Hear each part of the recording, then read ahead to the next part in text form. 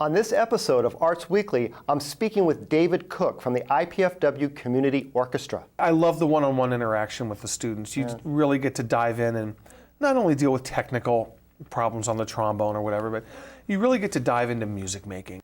And Oliver Hoffman and Gregor Roth from the IPFW Department of Visual Communication and Design. Both what I do in advertising and what we're training visual communication and design students to do at IPFW is to become effective communicators.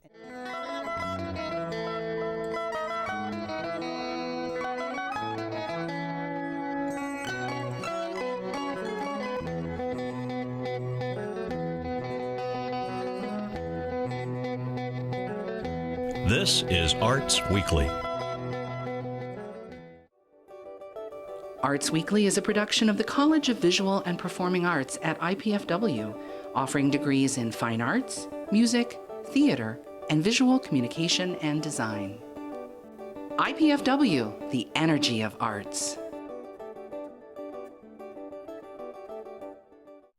Hello, I'm Chuck O'Connor. Joining me is David Cooke, conductor of the IPFW Community Orchestra. David holds bachelor and master's degrees from The Ohio State University and the Cleveland Institute of Music. He also serves as the principal trombonist at the Fort Wayne Philharmonic. Nice to have you on the show, David. Thank you. It's nice to be here.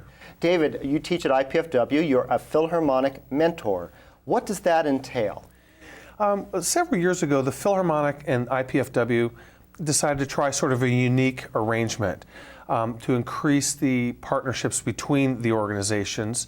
And it just seemed to come around at a great time with the the new music building, the Reinhardt Music Center, and just a real increase in the quality and the number of students coming into the music department.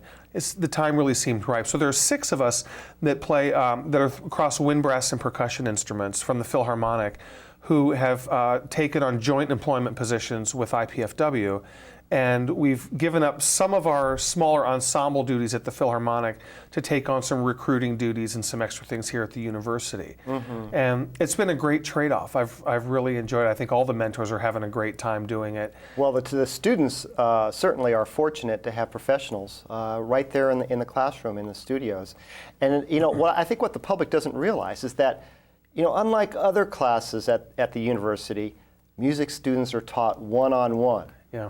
And that takes a lot of time. That does take a lot of time, and sometimes a lot of patience, you know, on both parts, on the student and on behalf of the teacher. But I love the one-on-one interaction with the students. You really get to dive in and not only deal with technical problems on the trombone or whatever, but you really get to dive into music making in a way that, in a different way than you get to in ensembles. In the ensembles, when you're really largely addressing a larger group of people, or maybe a section of the violin section, which could have 20 people in it. In the lessons, it's all one-on-one about how that person in particular is executing, how they're thinking about the music, how the phrase is moving. And I love that kind of work. The students really respond to it. And I've got a great studio here at the university. Yes, you do. And more students are becoming interested in the trombone as a result. You also conduct the IPFW Community Orchestra. I do. Tell us a little bit about the orchestra, who's in it, and how it works. Well, I took over in 1993 as the director of the Community Orchestra. And it was very small at that point. We've grown quite a bit now, and we have between 50 and 60 members in the orchestra. And it's a wonderful mix of students who take the course for credit. It's offered, you know, as a regular credit course for music majors or non-majors. They just need to get, you know, my okay to be on the ensemble. And also community members who, many of whom played their instruments maybe through high school, maybe through college, but they've gotten out and maybe they've gotten married, they've gotten their careers on track, they've got kids, they've got a whole life built, but what they find they really miss is having somewhere to come and make music. And several of the members of the orchestra have told me that over time. That I'll never forget when one of the ladies in the violin section once told me, I have one night a week to myself. Husband stays home with the kids. This is my night out for me. And she says, I come and make music. It just refreshes me, it replenishes me, it recharges my batteries, it prepares me for the rest of the week. Isn't that so they come something? in, make music for a few hours, they go out to Applebee's and have, or someplace and have, you know, a little appetizer and a drink afterwards, make a really nice evening out of it, Yeah, it's fun playing in a band and an orchestra and hearing your efforts combined with so many others. For people who haven't had that experience, I think they wouldn't know. It's really a unique experience. I mean, you could. It's sort of akin to playing sports. You know, when you have a whole team that's really working in conjunction, like my Buckeyes were right up until the end of the NCAA tournament here. But you know, when they're working as a team, and you really see that kind of those efforts when, you know, the whole team is in sync with each other. Like when the whole orchestra is in sync and they're all just feeling the groove together in the music. It's a remarkable experience. You know who else feels that is the audience. There's nothing like being in the audience when you know that the orchestra really believes and is feeling what they're doing and it's coming through the music. How many concerts do you do a year at the Community Orchestra? We do 4 concerts every year, 2 each semester.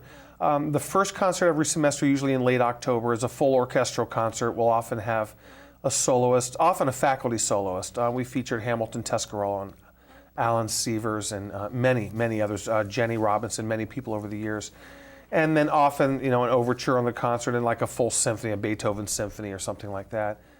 The second concert is in the beginning of December. It's our annual Home for the Holidays concert, which is a lot of fun. It's a lot of fun. It's the largest audience that we get on campus for a music event every year, and we have just a wonderful time. The orchestra, they just have such a good time preparing the music, and I love Sleigh Ride. Me too. You know, I'm kind of a sap that way. I can't have a holiday season without sleigh riding. You guys do it great. I mean, you really sound great. I mean, these people are good musicians. You do a great job conducting them, and it's quite special to hear that. On April 25th, you're going to be having another concert. Yes. Tell us a little bit about that. We're going to be joined by the IPFW Combined Choirs and the Fort Wayne Choral Union, which is essentially the community chorus. And we'll be playing in our auditorium here in Reinhardt. We're going to open the program with Mozart's Impresario Overture. And then we're going to feature Molly Bach-Oliver. She's a phenomenal mezzo-soprano. She's a student at the university. She's going to be singing the Songs of a Wayfarer by Gustav Mahler. And it's a very exciting. Mahler's music is notoriously very involved and very dynamic and very expressive. And she's just got a remarkable voice. She's an amazing talent, and I love having her stand next to me and sing. That's a big time piece. That's a big time piece. You know, yes, Mahler's not easy to sing. No. Beautiful, really one of the most advanced composers. Well, I guess that's a personal opinion of the 20th century. Oh, I couldn't agree with you more. It's difficult. It's very difficult, and you know, I was talking with one of the orchestra members recently. I said, 10 years ago we couldn't have played this piece. Yeah. 5 years might have been a struggle. A couple years ago, possibly. Now we can do it. The orchestra keeps getting better and better. Is that true? It's absolutely true. Yes. And I'm so proud of the group. From where we started with 4 first violins and 3 second violins, and we just had 4 flutes, but we had no oboes and no bassoons, and it was such an odd mix. Yeah. But we've been, diligent about it over the year and trying to build the numbers. And we have a great time. We've really had good luck keeping people. Once they come on board, they tend to want to stay and keep playing. They really enjoy being with each other, like you mentioned in the story you just told. What's the most difficult instrument player to find for the orchestra? What's not in right now? It's often, oddly enough, it's often the most difficult for me to find string basses and trombones. Wow. You'd think as the principal trombonist in the Philharmonic and a teacher of a lot of students, I wouldn't have trouble finding them. But it's a good problem to have, actually, because at the university we have just a wealth of different types of ensembles for the students to take part in. And many of my students are playing in they all play in the trombone ensemble, but they're playing in the wind ensemble or the symphonic band, sometimes both, jazz ensemble. Yes. And it gets there's a breaking point there. And so I do get my students to come in. I sort of cut them a little break, and they maybe don't have to do all the rehearsals. I excuse them from a few of them to make it a little easier on them. But any good trombone players out there in the community, come on down. Come on down. Trombone, trumpet, percussion, and string bass especially. But I'm always happy to talk with anyone. Right. Do people audition for the orchestra? We don't really audition. All string players are welcome. My idea in an orchestra is you never have too many strings. But with the wind, brass, and percussion spots, since there's just one person on a part, I usually talk to the people ahead of time, and sometimes, like, we have a waiting list right now for flute. Really? I have about 4 or 5 people on a list that want to play with the orchestra, but right now I've got a full section. I see. And so it's a popular instrument, the flute is. Yeah, it's but a we have beautiful a instrument. wonderful flute section. I'm really pleased with them, and they've been coming for a long time. And Well, you mentioned the numerous ensembles that the university has, and you're in charge, your students are in the trombone ensemble. Yes. And they're doing a concert as well on April 12th here at the Reinhardt Music Center. Tell us a little bit about the trombone ensemble. That sounds like a lot of fun. The trombone ensemble might be the most fun I have all week. It's I enjoy all of the stuff I do with the orchestra and playing with the Philharmonic and everything. I love it all, but the trombone ensemble is very near and dear to my heart, and it's a sound unlike anything you'll ever hear from another ensemble. Hector Berlioz knew that the trombone was the king of all wind instruments, and it was the closest to the human voice in expressing everything from outrage to sorrow to joy and love. Yes. And we have a great selection of pieces. Everything has been arranged for the trombone ensemble. We're doing the Bach chorale Comme Sous sur Todd. We're doing a wonderful arrangement of Come Thou Fount of Every Blessing, the church hymn. It starts out with the chorale, but then breaks into a neat little Latin, 5/4 Latin beat, then a heavy swing section and back. So it's Trombone really can be a lot of fun. It's a lot. I mean, of they fun. didn't write, 76 French horns or or whatever for the Music Man. It's trombones. There's something about trombones that, Well, I like to think so. Yeah. I might be a little biased, but Are they the most fun people in the orchestra?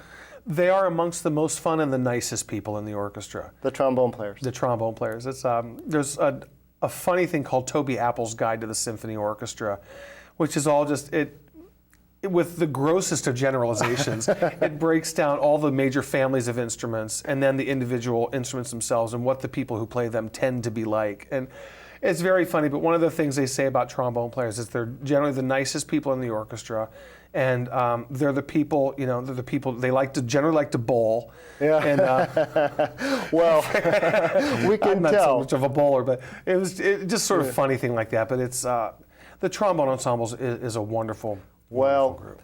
David, thank you for coming on. Thank you. This has been fun. It's been nice of you to do that, speaking of trombone players. So we look forward to hearing the trombone ensemble and the IPFW Community Orchestra coming up here in April. Coming up fast. Thank you. You're welcome. Thank you. For tickets to hear the IPFW Trombone Ensemble on April 12th and the IPFW Community Orchestra on the 25th, call the Schlatzline box office at 481-6555 or visit ipfw.edu/music. Arts Weekly will return in a moment.